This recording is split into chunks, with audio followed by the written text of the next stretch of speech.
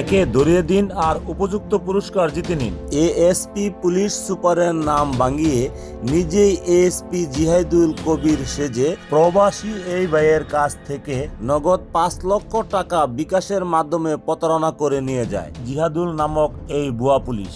যারা বিদেশে থাকে কত কষ্টই না করে দিন রাত পরিশ্রম করে মাথার ঘাম পায়ে ফেলিয়ে বাংলাদেশের যে কোনো মানুষের যে কোনো বিপদে তারা এগিয়ে আসে, তেমনি প্রবাসে থাকা এই ভাইটি ক্ষুদ্র বেতনে চাকরি করে ও বাংলাদেশের মানুষের কথা তারা মনে প্রাণে বিশ্বাস করে।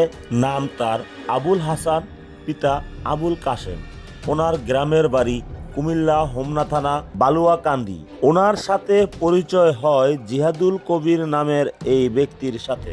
অভিনব কায়দায় ওমান থাকে এই ভাইটির সাথে গভীরভাবে কথা বলে ও বিভিন্ন কায়দায় ধাপে ধাপে বিকাশের মাধ্যমে টাকাগুলা নিয়ে যায়। আমি একজন ওমান প্রবাসী, আমি ওমান থেকে বলছি।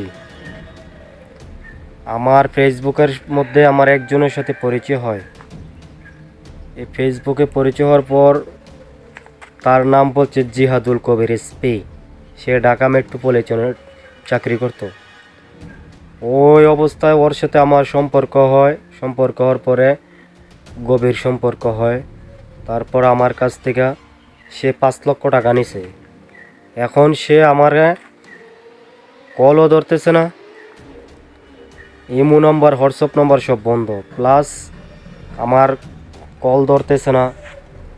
তারপরে আমার 1-2 লাখ টাকা দিতে চাইছিল, সেই টাকাটাও সে আমার দিতেছে না।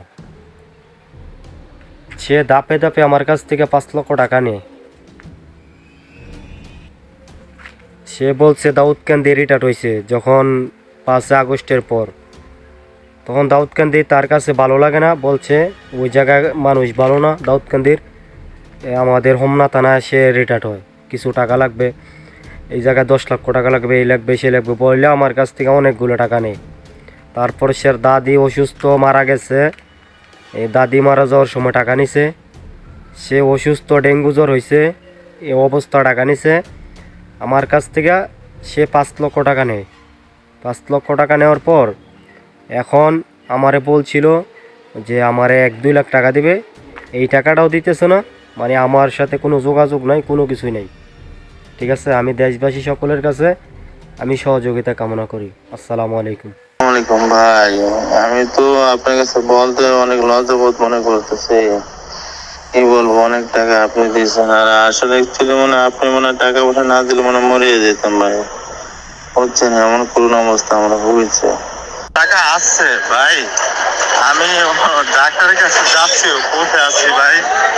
আসলে অ্যাকচুয়ালি কি আমি আপনার ঋণ কিভাবে পরিশোধ করব, কিভাবে শোধ করব, যা কল্পনার বাইরে ভাই। আপনাকে অসুস্থ শরীর অবস্থায় অসংখ্য ধন্যবাদ, এবং আমি দোয়া করি আজীবন আপনি ভালো থাকেন, সুস্থ থাকেন, এই কামনা করি।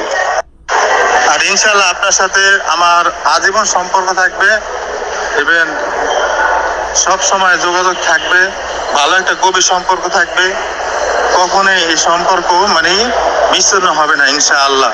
এত কিছুর পর কিভাবে সম্পর্ক নষ্ট করলো এই বাটপার প্রতারক? যদি কোনো ভদ্রলোক ওনার সন্ধান জানেন অবশ্যই আমাদেরকে জানিয়ে দিবেন।